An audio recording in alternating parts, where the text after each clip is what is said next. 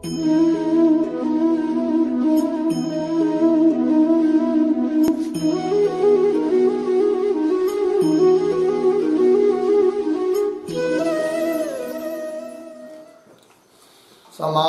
प्रकरण। समास प्रकरण के अंतर्गत विचार चल रहा है बहुव्रीहि समास का। बहुव्रीहि समास में भी दो प्रकार किए थे, समानाधिकरण बहुव्रीहि और व्यधिकरण बहुव्रीहि। बराबर। व्यधिकरण बहुव्रीहि समास के भी 8 भेद बताए थे। उसमें से अव्यय पूर्व पद बहुव्रीहि, सप्तमी पूर्व पद बहुव्रीहि, उपमान पूर्व पद बहुव्रीहि, संख्योत्तर पद बहुव्रीहि और संख्यो भय पद बहुव्रीहि, इतने का विचार हुआ था। विचार चल रहा है दिक् उभय पद बहुव्रीहि। बराबर। उसका भी व्याख्या हुई थी, एक उदाहरण दिया था और उसके और आगे उदाहरण लिखते हैं। लिखेंगे पूर्वस्याः च, उदाहरण है पूर्वस्याः च उत्तरस्याः च दिशोः अंतरालम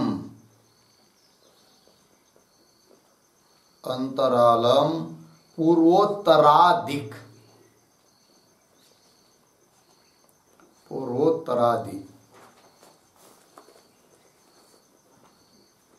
अर्थ पूर्व और उत्तर के बीच की दिशा।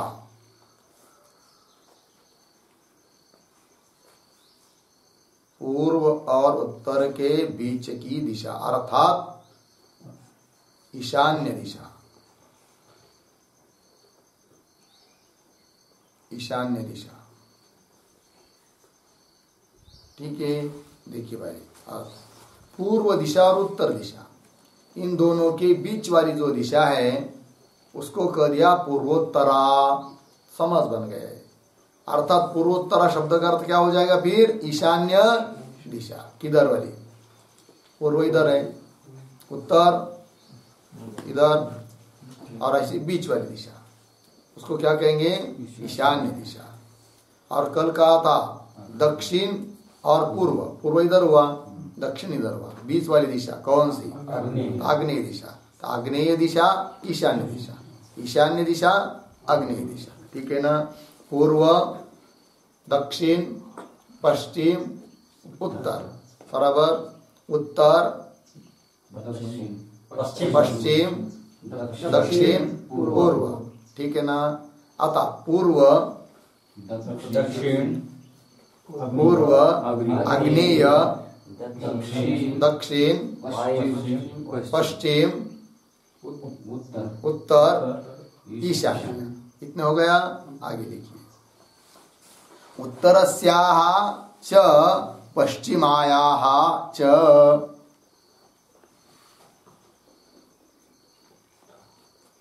उत्तरस्याः च पश्चिमायाः च दिशोः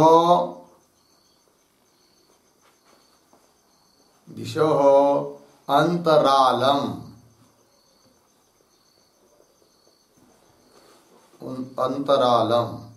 उत्तर पश्चिमा।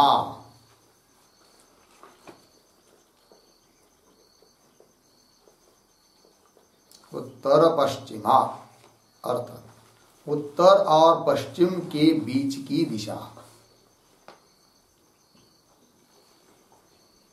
उत्तर और पश्चिम के बीच की दिशा अर्थात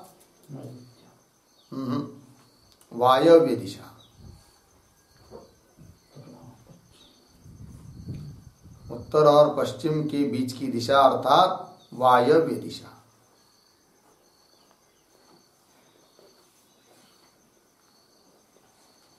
ठीक है। तो कौन सी हो गई? किधर वाली? इधर है ना? हाँ, क्योंकि इधर उधर उत्तर है, पश्चिम है, दोनों के बीच की दिशा कौन सी हुई? वायव्य दिशा। 3 हो गया ना? कौन कौन? ईशान्य, आग्नेय, वायव्य। वायव्य, ईशान्य, आग्नेय, ईशान्य, वायव्य। चलिए आगे। पश्चिमायाः च दक्षिणस्याः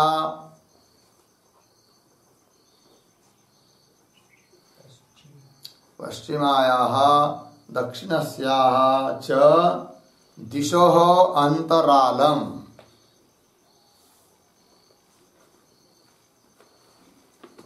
दिशोः अन्तरालम् पश्चिम दक्षिणा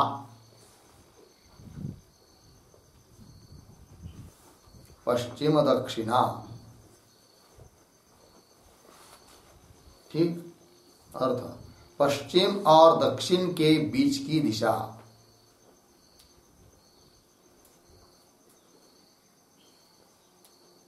पश्चिम और दक्षिण के बीच की दिशा अर्थात नैऋत्य दिशा।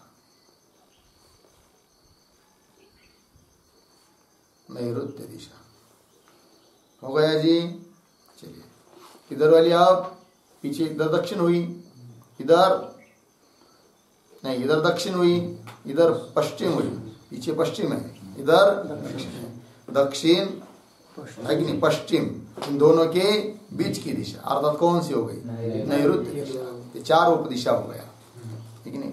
कैसा क्रम हो गया फिर? नैऋत्य, वायव्य, ईशान्य, आग्नेय, आग्नेय, ईशान्य, वायव्य, नैऋत्य हो गया ना। अब 8 ही दिशा बोलेंगे, पूर्व से शुरू करेंगे। पूर्व, आग्नेय, दक्षिण, नैऋत्य, पश्चिम, वायव्य दिशा, उत्तर दिशा, ईशान्य दिशा और पूर्व दिशा।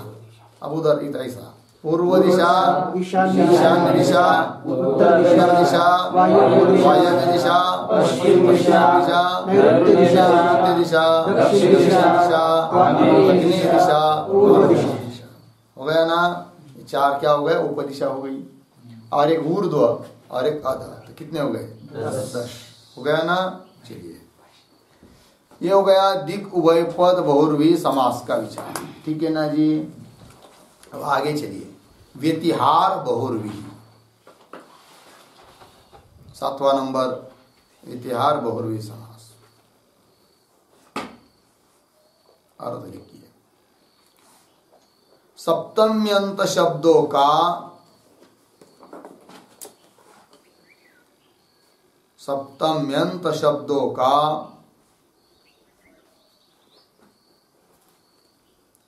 अन्य समान रूप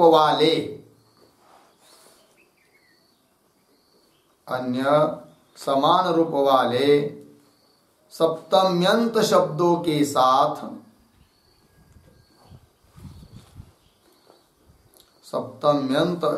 के साथ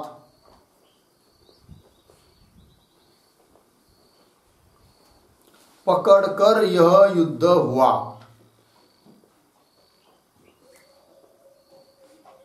इस वाक्य को उद्धरण चिन्ह में, पकड़कर यह युद्ध हुआ, उद्धरण चिन्ह बन। इस अर्थ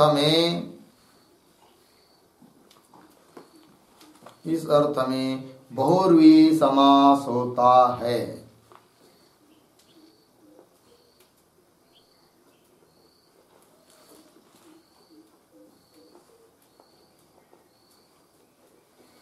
ठीक है ना, बहुर्वी समास होता है। हो गया ना। देखिए भाई, सप्तम्यंत शब्दों का अन्य समान रूप वाले, वही रूप है सप्तम्यंत और वही शब्द है, उनका उनके साथ क्या होता है? समास होता है। किस अर्थ में? पकड़कर यह युद्ध हुआ, इस अर्थ में क्या होता है? बहुर्वी समास होता है। इसको क्या कहेंगे? व्यतिहार बहुर्वी समास। व्यतिहार मतलब क्या? तो लिखिए, वी अधिक अति अधिक रु अधिक घै, वी अधिक अति अधिक रु अधिक घै। वी उपसर्ग है, अति उपसर्ग है, रु धातु है, रुहरति, रु मतलब रुहरति, और घय प्रत्यय हुआ है, तब शब्द बना व्यतिहार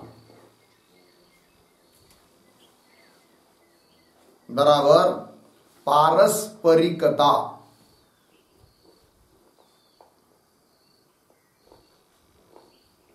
पारस्परिकता परस्पर के साथ उसका अर्थ होता है। क्यों? और एक अर्थ अंतः परिवर्तन, परिवर्तनम, अंतः परिवर्तन।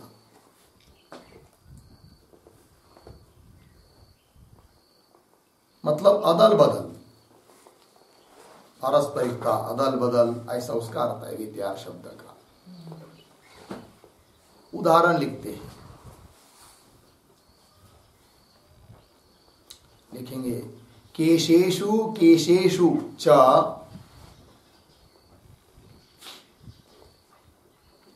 केशेषु केशेषु च गृहीत्वा इदं युद्धं प्रवृत्तम्, इदं युद्धं प्रवृत्तम् बराबर केशा केशी,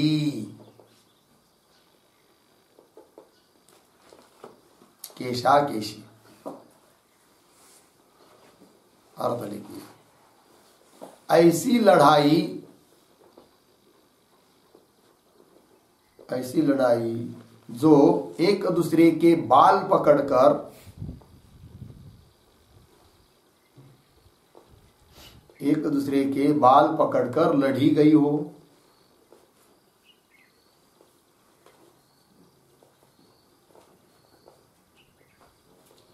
लड़ी गई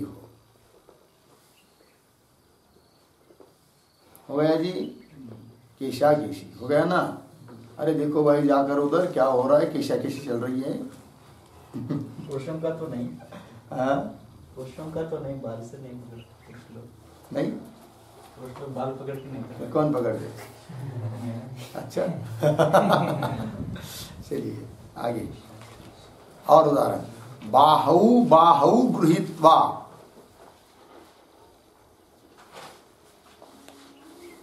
बाहु बाहु गृहीत्वा इदं युद्धं प्रवृत्तम्,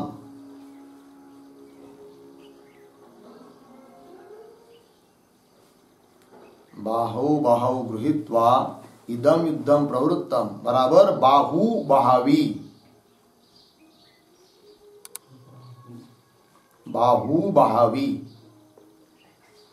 बाहु बाहवी। ऐसी अर्थ, ऐसी लड़ाई जो एक दूसरे के,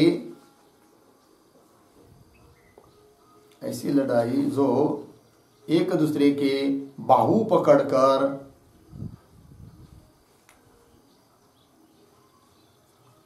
बाहु पकड़कर लड़ी गई हो,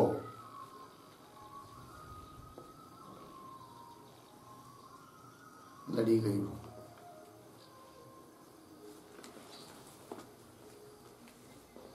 ठीक, और उदाहरण लिखिए, कचेषु कचेषु च गृहीत्वा, कचेषु कचेषु च गृहीत्वा इदं युद्धं प्रवृत्तम्, इदं युद्धं प्रवृत्तम् बराबर कचा कची,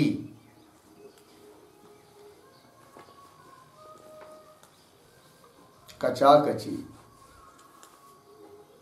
अर्थ, ऐसी लड़ाई जो, ऐसी लड़ाई जो एक दूसरे के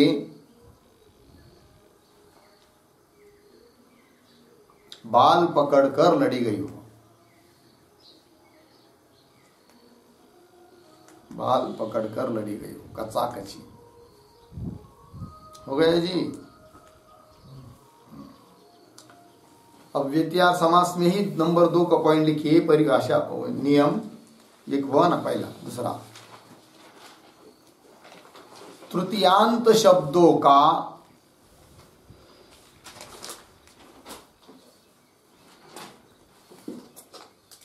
तृतीयांत शब्दों का अन्य समान रूप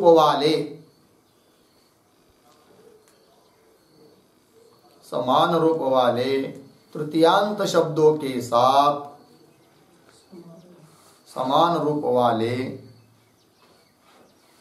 तृतीयांत शब्दों के साथ समान रूप वाले तृतीयांत शब्दों के साथ उद्धरण चिन्ह प्रहार करके यह युद्ध हुआ। उद्धरण चिन्ह बन प्रहार करके यह युद्ध हुआ।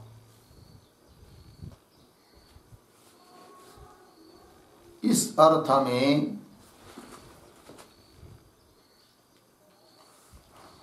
में बहुव्रीहि समास होता है। बहुव्रीहि समास होता है। हो गया जी। सूत्र लिखिए। तत्र तेनेदम इति स्वरूपे, तत्र तेनेदमिति स्वरूपे 2-2-27। ऊपर के नियम के लिए भी यही सूत्र है। सप्तम्यंत शब्दों का अन्य समास बताया था ना, उसके लिए भी यही नियम सूत्र है। तत्र तेनेदमिति स्वरूपे हो गया 2-2-27। तो क्या अर्थ हुआ? पहले क्या था? सप्तम्यंत शब्दों का अन्य समान रूप वाले सप्तम्यंत शब्द के साथ समास हो रहा था पहले। अब तृतीयांत शब्दों का अन्य समान रूप वाले तृतीयांत शब्दों के साथ, उसी शब्द का वैसा ही रूप है तृतीयांत, उसके साथ समास होगा। लेकिन किस अर्थ में? प्रहार करके यह युद्ध हुआ, इस अर्थ में समास होगा। ठीक है जी। उदाहरण लिखिए। दंडैहि दंडैहि च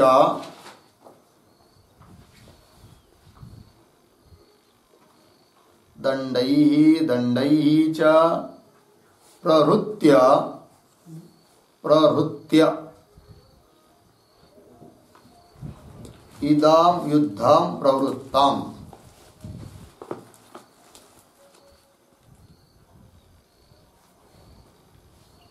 इदं युद्धं प्रवृत्तम् बराबर दंडादंडी।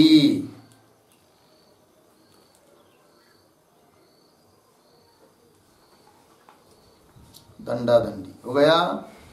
देखो भाई, दंडई तृतीय है, उसी का समान रूप उस दूसरा दंडई, उसके साथ समास हुआ। किस अर्थ में? प्रहार करके यह युद्ध हुआ, इस अर्थ में समासिक शब्द बन गया। क्या? दंडादंडी। अर्थ लिखिए। ऐसी लड़ाई जो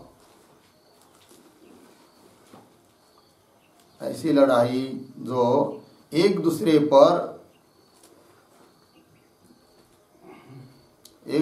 पर डंडों का प्रहार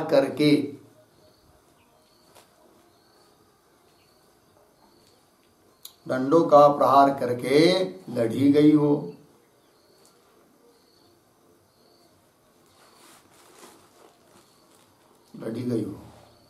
हो गया जी।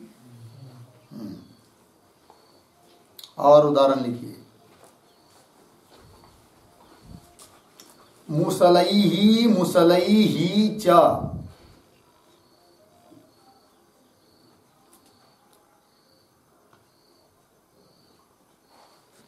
मुसलैहि मुसलैहि च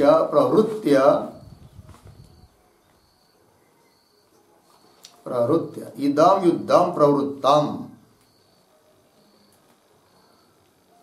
इदं युद्धं प्रवृत्तम् बराबर मुसला मुसली। मुसला मुसली। अर्थ, ऐसी लड़ाई जो एक दूसरे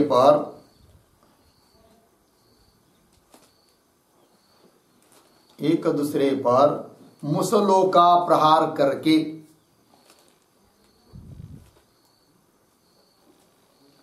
मुसलों का प्रहार करके लड़ी गई हो।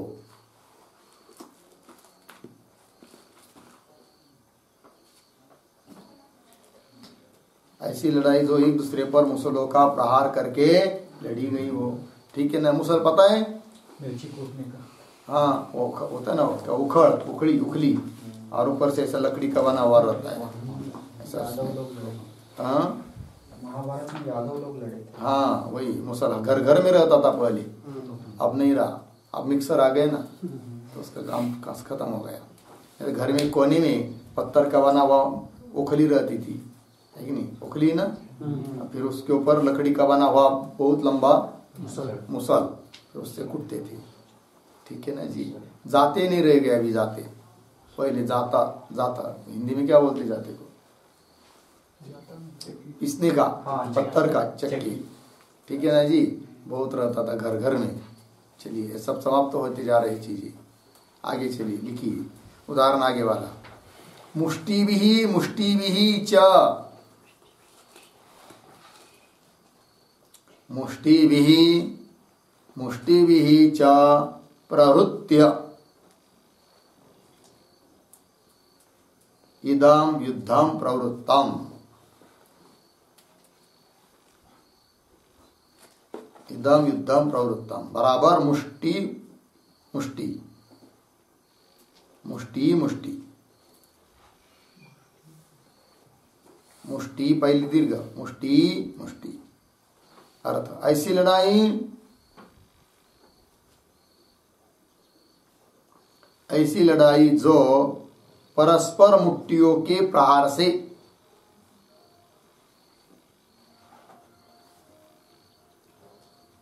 परस्पर मुट्टियों के प्रहार से लड़ी गई हो।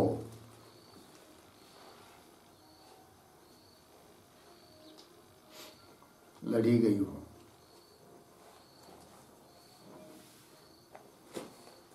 एक टिप लिखिए।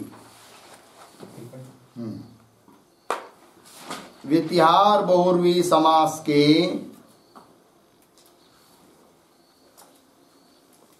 व्यतिहार बहुर्वी समास के सभी उदाहरण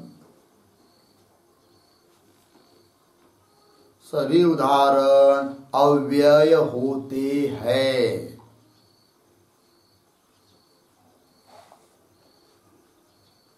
अव्यय होते हैं।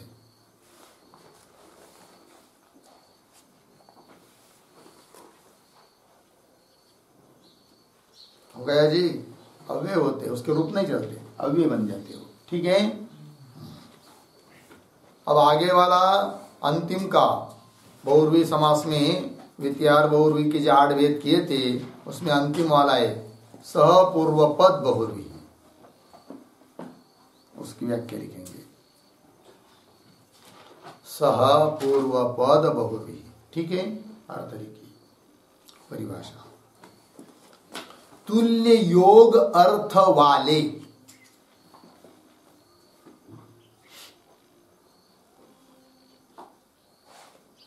तुल्य योग अर्थ वाले सह अव्यय का,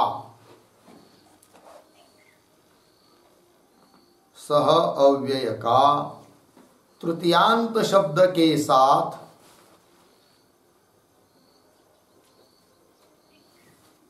तृतीयांत शब्द के साथ बहुर्वी समास होता है।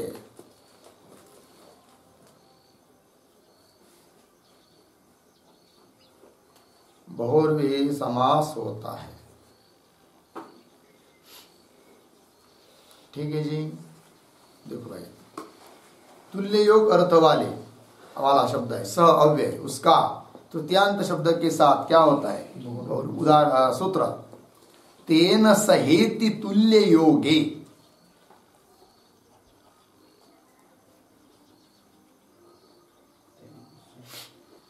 तेन सहेति तुल्य योगे। सूत्र का नंबर है 2228।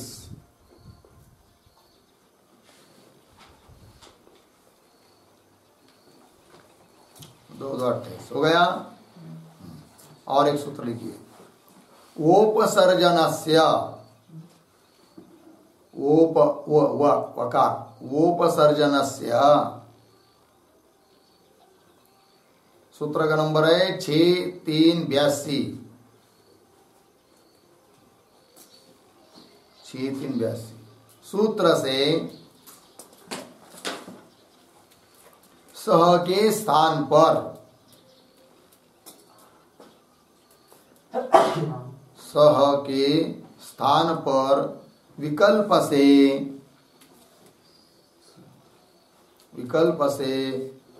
स आदेश होता है।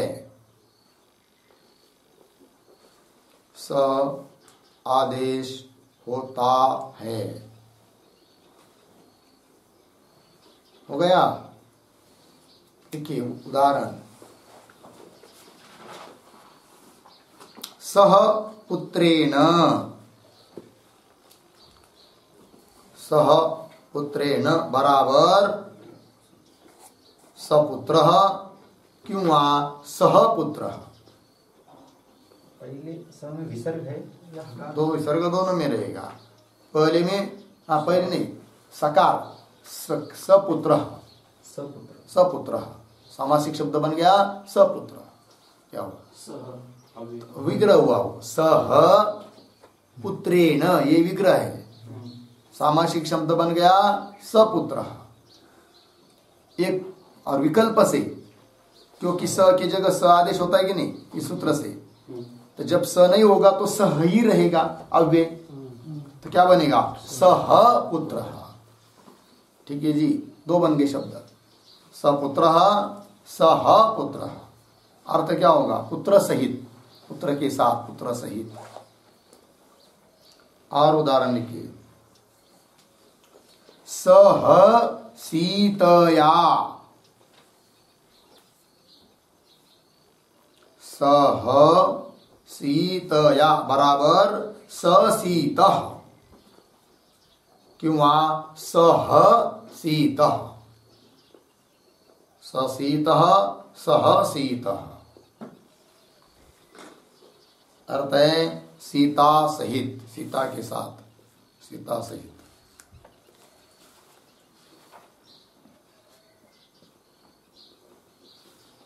और उदाहरण, सह कर्म करेण, सह कर्म करेण बराबर सकर्म करः,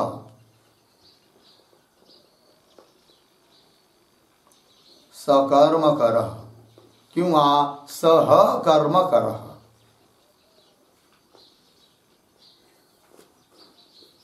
सह कर्म करः। अर्थ क्या? कर्मचारी के साथ, कर्म कर मतलब कर्म करने वाला, कर्मचारी, कर्मचारी के सहित, साथ। ठीक है, चलिए और उदाहरण, कुटुंबेन सह वर्तते,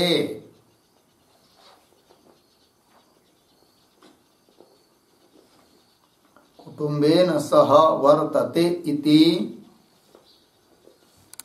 सकुटुंबः, सकुटुंब क्यों सह कुटुंबः, सह कुटुंब। अर्थ है कुटुंब के साथ, कुटुंब के साथ।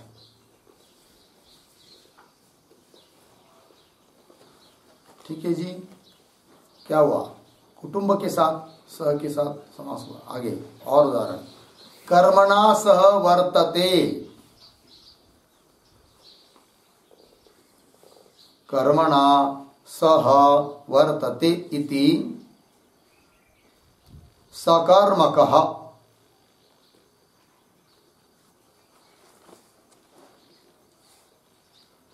सकर्मकः क्यों सह कर्मकः।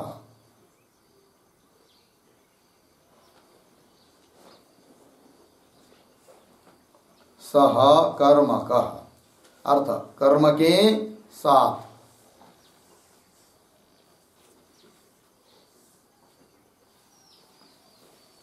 कर्म के साथ हो गया। और एक उदाहरण, लोमना सह वर्तते,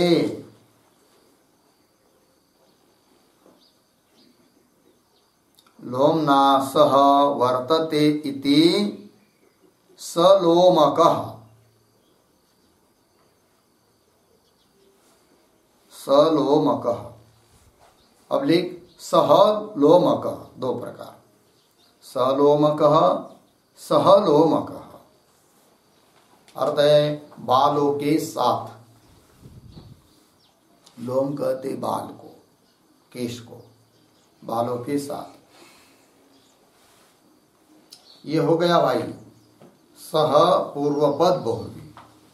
और इस प्रकार से वित्यार बहुर्वी समास पूरा हुआ, अर्थात बहुर्वी समास का चिंतन पूरा हुआ। ठीक है, तो अभी तक कितने समास का चिंतन हुआ? कौन कौन? तत्पुरुष समास और बहुर्वी समास। कर्मधारय तत्पुरुष के अंतर्गत है, द्विगु और कर्मधारय। ठीक है ना। तत्समास के मुख्य कितने वेद बताए थे? 4। कौन कौन? तत्पुरुष समास, बहुर्वी समास, द्वंद्व समास, अव्ययी भाव समास। ये मुख्य 4 है। कर्मधारय और द्विगु तत्पुरुष के अंतर्गत आते हैं। उन दो को अलग से पकड़ेंगे तो 6 बन जाते। फिर कुछ लोग 6 भी बताते, फिर समास के 6 भेद करके वो फिर क्या करते? तत्पुरुष समास के अंतर्गत आने वाले कर्मधारय समास और द्विगु समास को अलग करके 6 गिनते हैं। ठीक है जी, चलिए। तो अब ये हो गया तत्पुरुष समास हुआ, बहुर्वी समास हुआ। अब चलेंगे द्वंद्व समास, शीर्षक देंगे द्वंद्व समास। लिखिए नंबर 1, प्रायः उभय पदार्थ प्रधानः द्वंद्वः।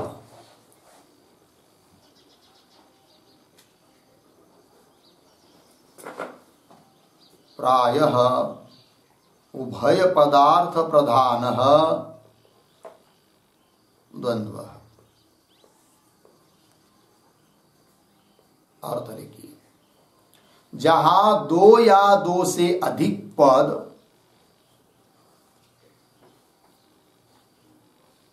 जहां 2 या 2 से अधिक पद च अव्यय से जुड़े होते हैं,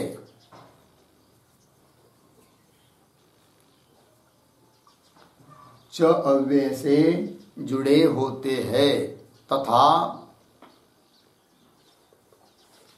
तथा जहां समास घटक सभी पदों की,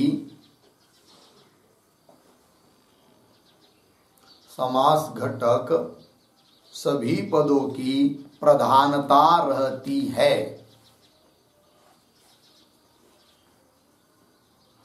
प्रधानता रहती है, वह द्वंद्व समास होता है,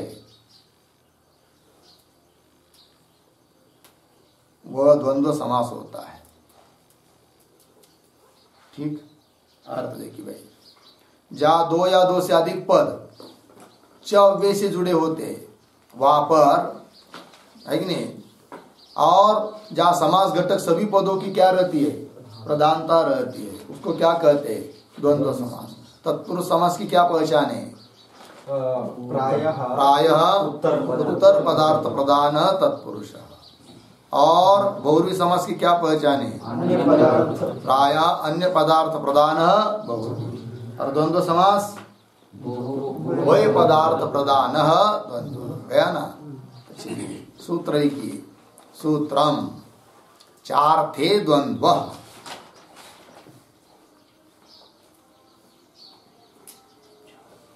4 थे द्वंद्व। सूत्र का नंबर है 2228।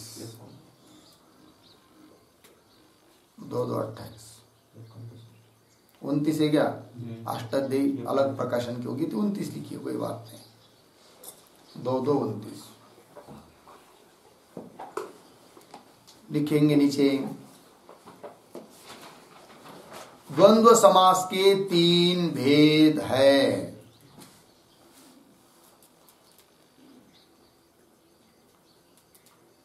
द्वंद्व समास के 3 भेद है। नंबर 1 इतरेतर द्वंद्व, इतरेतर द्वंद्व। नंबर 2 समाहार द्वंद्व,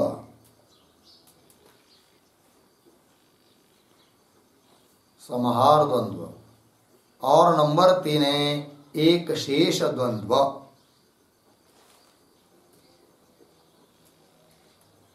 पूर्ण विराम। समाहार समूह को कहते हैं। समाहार समूह को कहते। समाहार मतलब क्या? समूह।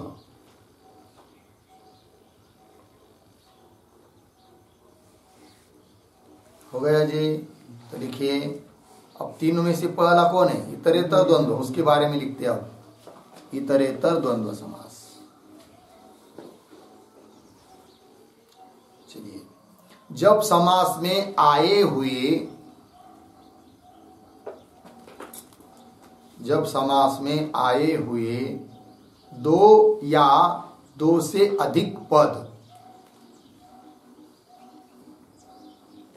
2 या 2 से अधिक पद अपना अपना प्रधानत्व रखते हैं, अपना अपना प्रधानत्व रखते हैं, तब वह इतरेतर द्वंद्व होता है।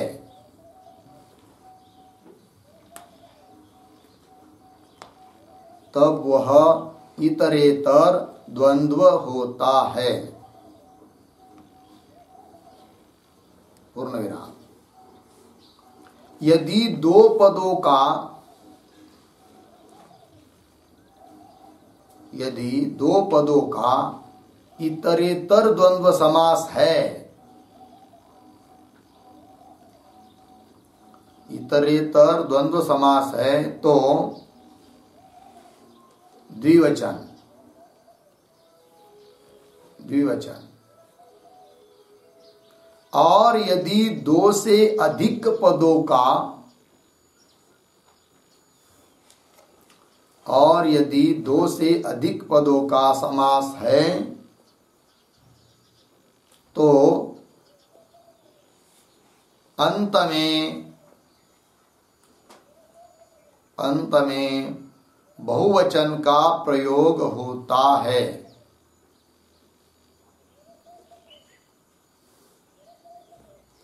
बहुवचन का प्रयोग होता है।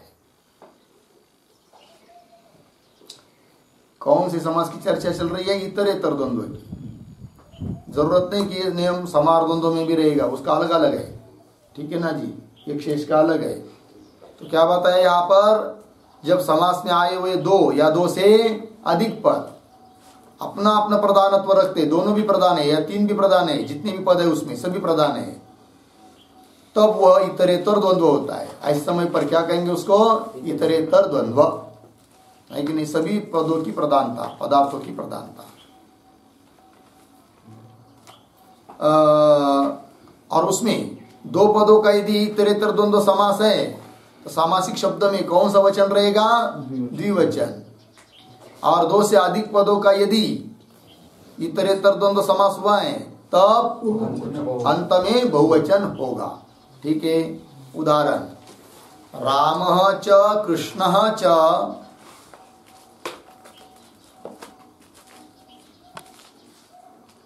रामः च कृष्णः च राम कृष्णौ, राम कृष्णौ। अर्थ है राम और कृष्ण।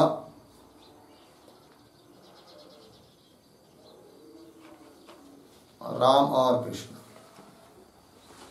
दूसरा उदाहरण, रामश्च लक्ष्मणश्च भरतश्च,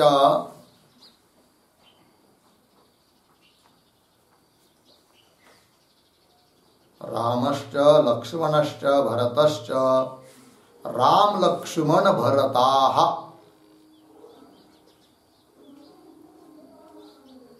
राम लक्ष्मण भरता। अर्थ है राम लक्ष्मण और भरत। समास क्या है? रामश्च लक्ष्मणश्च भरतश्च। राम लक्ष्मण भरताः बहुवचन हो गया ना। अर्थ हुआ राम लक्ष्मण और भरत। ठीक है जी। उदाहरण और लिखिए। मयूरी च कुक्कुटः च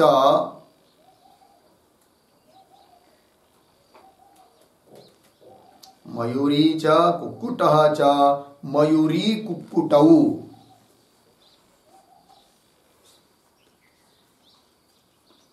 मयूरी कुक्कुटौ अर्थ है क्या? मोर और मोरनी और मुर्गा। मयूरी लिखा है ना, मोरनी मोर की पत्नी, मोरनी और मुर्गी मुर्गा। मयूरी कुक्कुटौ। दूसरा उदाहरण कुक्कुटश्च मयूरी च, उल्टा कर दिया। कुक्कुटश्च मयूरी च कुक्कुट मयूर्यौ।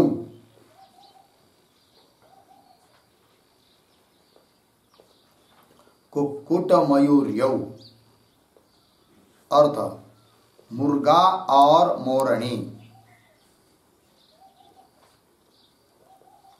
मुर्गा और मोरनी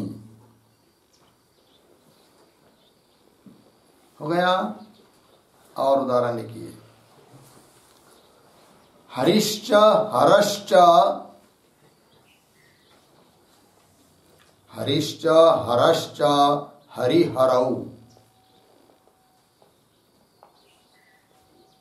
हरिहरौ विष्णु और शिव। हरि कहते विष्णु को, हर कहते शिव को। विष्णु और शिव।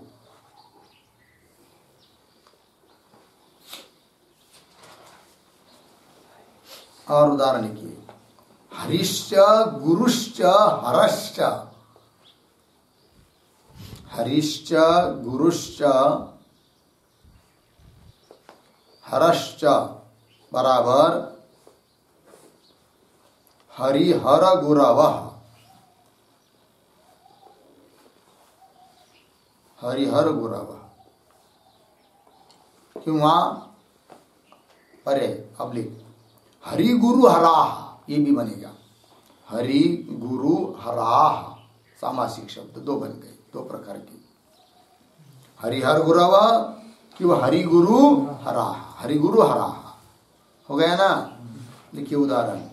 ईशश्च कृष्णश्च ईश कृष्णौ।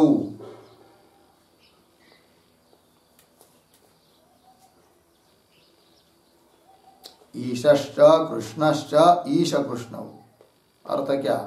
ईश्वर और कृष्ण।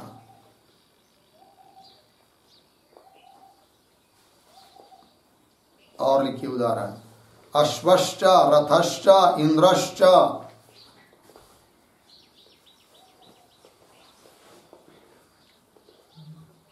अश्वश्च रथश्च इंद्रश्च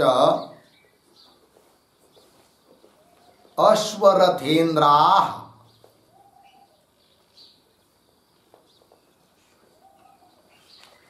अश्वरथेन्द्राः अब लिख देकर इंद्राश्वरथाः।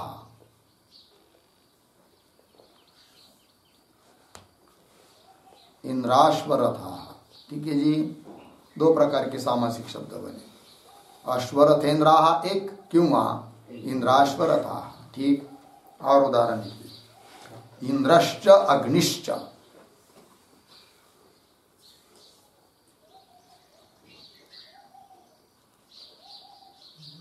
इंद्रश्च अग्निश्च इंद्राग्नि द्विवचन।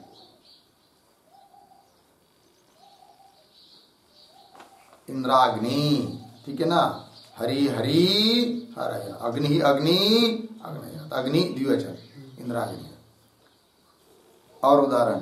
शिवश्च केशवश्च शिव केशवौ।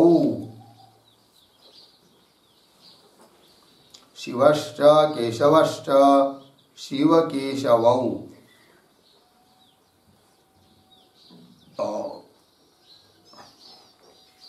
शिव और केशव।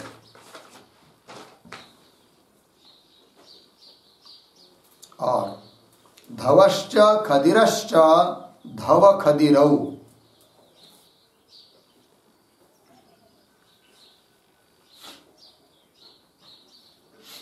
धवश्च खदिरश्च धव खदिरौ।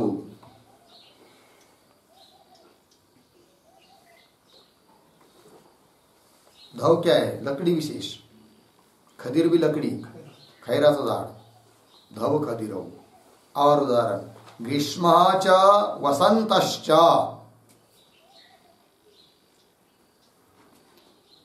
ग्रीष्मश्च वसन्तश्च ग्रीष्म वसन्तौ।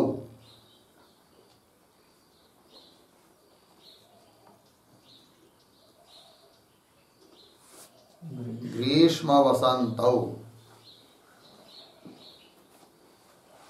ग्रीष्म ऋतु वसंत ऋतु। और हेमंतश्च शिशिरश्च वसंतश्च। हेमश्च शिशिरश्च वसंतश्च। हेमंत शिशिर वसंताः।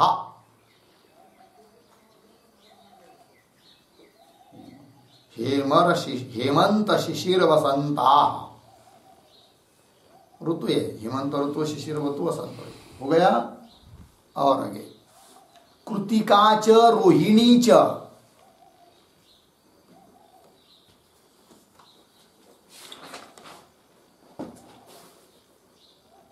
कृतिका च रोहिणी च। कृतिका रोहिण्यौ।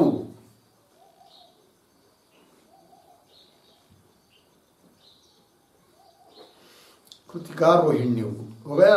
क्या है कृतिका रोहिणी? ये नक्षत्र है। जैसे हेमंत शिशिरे क्या थे? ऋतु। ऋतु कितने कुल मिलाकर? 8 नहीं, 6 ऋतु है। 2 महीने के ऋतु होता है, ठीक है ना। और नक्षत्र कितने? 27, ठीक है ना। कृतिका च रोहिणी च कृतिका रोहिणी। और लिखिए माता च पिता च। माता च पिता च माता पितरौ।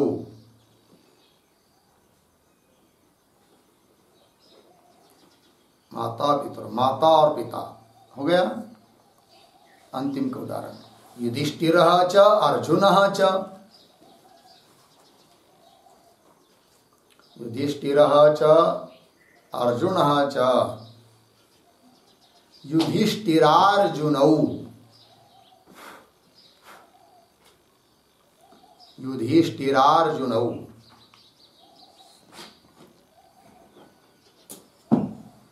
हो गया।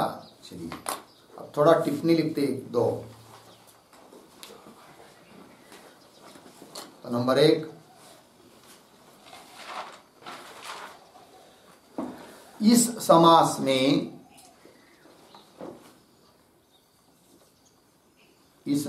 में अंतिम पद का जो लिंग होता है, अंतिम पद का जो लिंग होता है वही समस्त पद का भी लिंग होता है।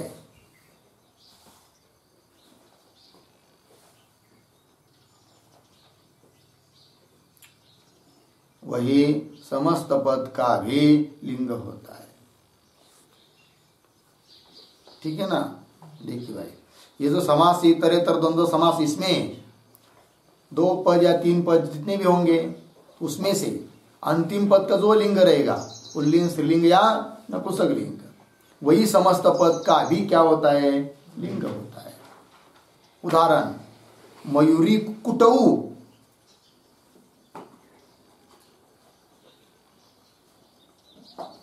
मयूरी कुक्कुटौ।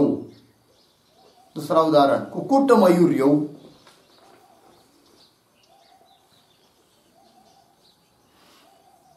मयूर कुक्कुट मयूर्यौ। देखिए भाई, दोनों उदाहरण में क्या अंतर है? तो मयूरी कुक्कुटौ में अंतिम शब्द कौन सा है? पद कुक्कुट। और वो कैसा है? पुल्लिंग। इसलिए पुल्लिंग शब्द का जैसा द्विवचन होता है राम रामऊ रामा, उसी प्रकार हो गया मयूरी कुक्कुटौ, हुआ कि नहीं? अब जब ऐसा उल्टा कर दिया कुक्कुट मयूरी है कि नहीं, अब अंतिम का शब्द कौन सा है? आगे वाला मयूरी है कि नहीं? और वो कैसा चलेगा? नदी की तरह, नदी नद्यौ, इसलिए उसका द्विवचन क्या हुआ? कुक्कुट मयूर्यौ स्त्रीलिंग में। कहने का तात्पर्य इस इतरेतर द्वंद्व समास में आगे वाला जो अंतिम का पद रहता है उसके अनुसार ही सामासिक पद का क्या होता है? लिंग होता है। हो गया ना?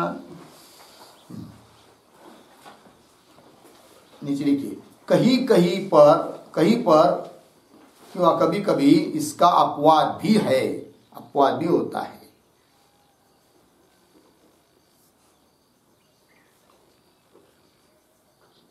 उदाहरण, अश्वः च वडवा च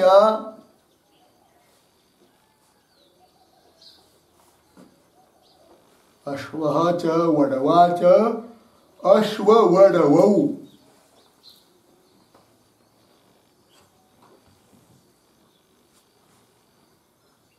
अश्ववडव वडवौ, देखिए भाई, अश्व मतलब घोड़ा, वडवा स्त्रीलिंगी शब्द है, वडवा मतलब घोड़ी है कि नहीं? तो दोनों का समास हुआ। और अंतिम शब्द कौन है? वडवा, स्त्रीलिंग है ना? तो क्या बनना चाहिए? तो सामासिक शब्द का कैसा रूप होना चाहिए? रमा रमे अश्व वडवे, किंतु ऐसा न होकर क्या हो गया? अश्व वडवो पुल्लिंग की तरह हुआ, अपवाद है। और एक उदाहरण, अहश्च रात्रिश्च अहश्च रात्रिश्च अहोरात्रः, अहोरात्रः हो गया ना? यहां पर भी अपवाद हो गया, रात्रि स्त्रीलिंग है, वैसा नहीं हुआ, पुल्लिंग की तरह हुआ। ठीक है। टिप्पणी नंबर 2, अव्ययी भाव अर्धविराम तत्पुरुष और बहुर्विही, बहुर्विही, इन तीनों समासों में तो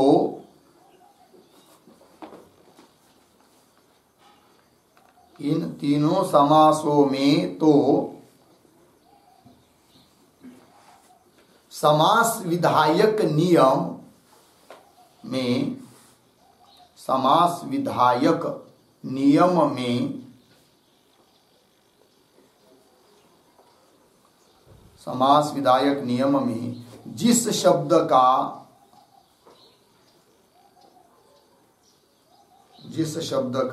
प्रथम उल्लेख किया है,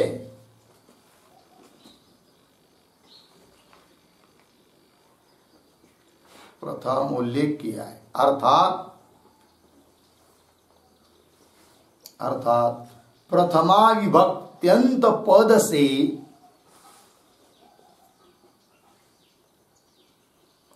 प्रथमा विभक्त्यंत पद से निर्दिष्ट जो शब्द है, निर्दिष्ट जो शब्द है उसकी उपसर्जन संज्ञा होकर, उपसर्जन संज्ञा होकर उसको ही पूर्व में कौंस में लिखिए, पूर्व पद के रूप में, कौंस बंद, पूर्व पद के रूप में कौंस बंद रखा जाता है।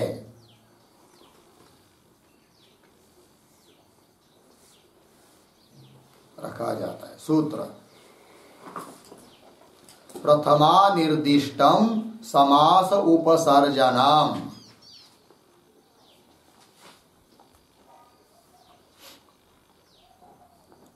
प्रथमा निर्दिष्टम समास उपसर्जनम 1 2 43 43 प्रथमा निर्दिष्टम समास उपसर्जनम। और एक सूत्र उपसर्जनम पूर्वम,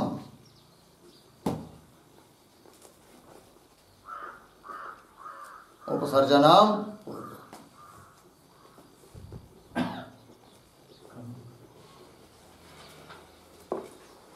ठीक है, हो गया ना। उपसर्जनम पूर्वम 2 2 30।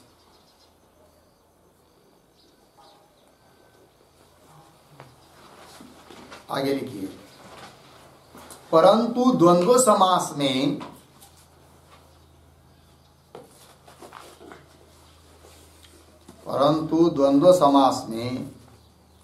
पूर्व पद और उत्तर पद रखने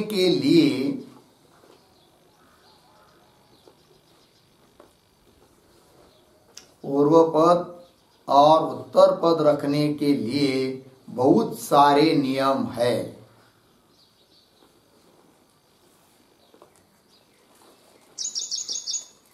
बहुत सारे नियम है। उसके लिए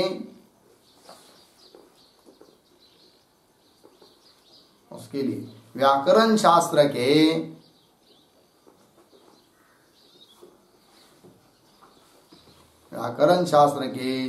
उच्च ग्रंथों का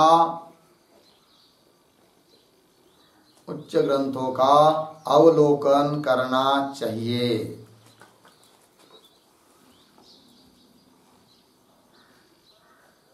अवलोकन करना चाहिए। ठीक है जी। देखिए भाई,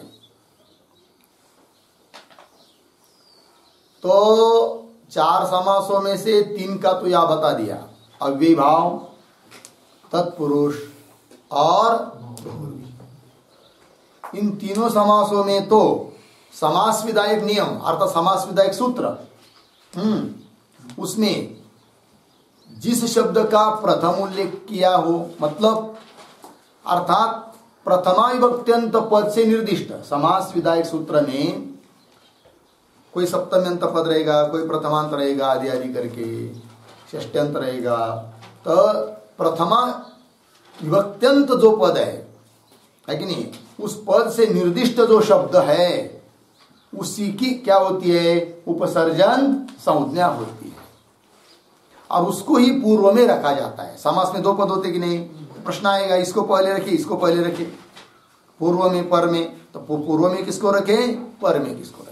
तो पूर्व में किसको रखेंगे, तो समास किस सूत्र से हो रहा है, किस नियम से हो रहा है, उसमें प्रथमा विभक्ति कौन शब्द में है, समास के उस सूत्र के पदों में समास विधायक सूत्रों के जो पद, उनमें प्रथमा विभक्ति कौन से पद में है, और उस प्रथमा विभक्ति के द्वारा जिसका निर्देश हो रहा है उसकी उपसर्जन संज्ञा होती है, और उसको ही पूर्व में रखा जाता है। कहाँ 3 जगह, अव्ययीभाव समास में, तत्पुरुष समास में और बहुव्रीहि समास में। हो गया कि नहीं। उपसर्जन संज्ञा होकर उसको ही पूर्व में रखा जाता है। लगा जी। उसके लिए सूत्र भी बता दिया, प्रथमा निर्दिष्टम समास उपसर्जनम, और उपसर्जनम पूर्वम। जो उपसर्जन है, जिसकी उपसर्जन संज्ञा होती है, उसका पूर्व में प्रयोग होता है। किंतु रह गया अब द्वंद्व समास। तो द्वंद्व समास के लिए ये नियम नहीं है जो अभी बताया, उसके लिए बहुत सारे नियम है। कौन से पद को पूर्व में रखना है और कौन से पद को उत्तर में रखना है, बहुत नियम है। तो फिर उसके लिए क्या करें, तो यहाँ लिखेंगे नहीं हम लोग, बहुत विस्तार हो जाएगा, है कि नहीं। जिसको जिज्ञासा होवे वो वहां देखी ले भी, कहाँ पर, व्याकरण शास्त्र के अन्य ग्रंथों में। हो गया जी। चलिए, तो ये हो गया भाई इतरेतर द्वंद्व समास के बारे में चिंतन। अब इसके बाद आता है समाहार द्वंद्व, किंतु उसका विचार हम लोग कल करेंगे। ओम पूर्णमदः पूर्णमिदं पूर्णात् पूर्णमुदच्यते पूर्णस्य पूर्णमादाय पूर्णमेवावशिष्यते। ओम शांति शांति।